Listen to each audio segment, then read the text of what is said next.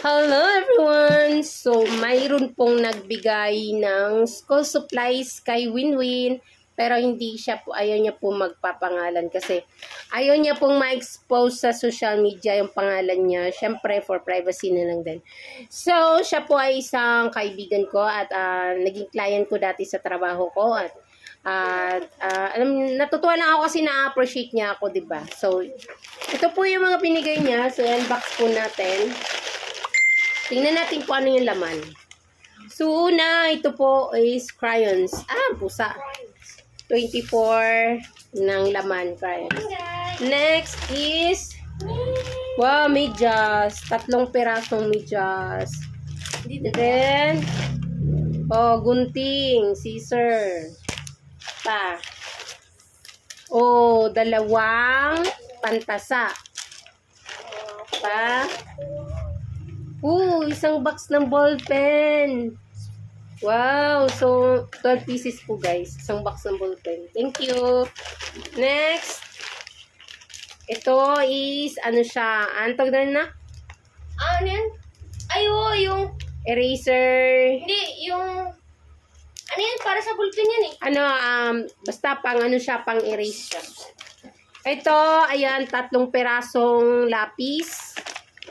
Munggol pa siya guys. Diba? Original.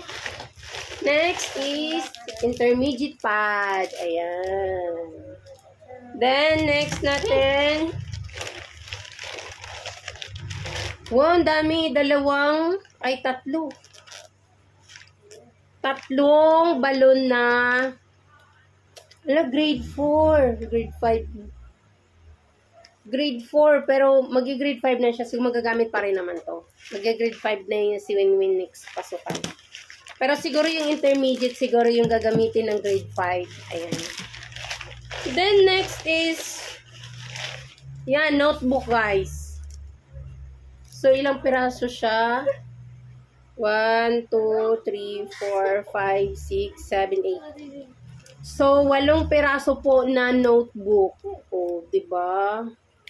At tahi na siya guys, 'di ba? So tahi na siya. So hindi na tayo mamroblema sa notebook. Kasi guys, hindi pa talaga ako namimili ng gamit kasi wala pa din tayong pabili na gamit. Ayan, tapos naghihintay kasi kami kasi minsan may bigay yung government na diretso nilang ibigay sa school. Tapos, pagka first day of classes, nila ibibigay na kasama na yung bag. So, hindi muna ako bumili ng gamit. And then, thankful na rin kasi may mga nagbigay ng mga school supplies. Siyempre, malaking bagay na rin yan kasi yung mga binibigay ng gobyerno, hindi naman yan kasya sa isang taon, 'di ba? So, at least may extra tayo kapag if ever na maubos na. Especially po ballpen kasi ang anak ko talaga is napakagastos sa ballpen at saka lapis. Laging nawawala. Pag uwi niya, wala na. Kinabukasan, bago na naman. So, siguro ang bibigay ko lang sa kanya per day is isa. Hindi ko po ipapadala lahat kasi alam kong na nawawala yung mga gamit niya.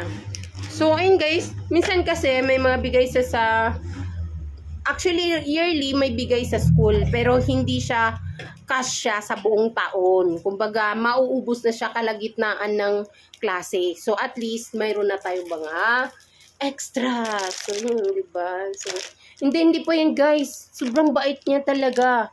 Pinapakain pa kami sa Chowking. Diba?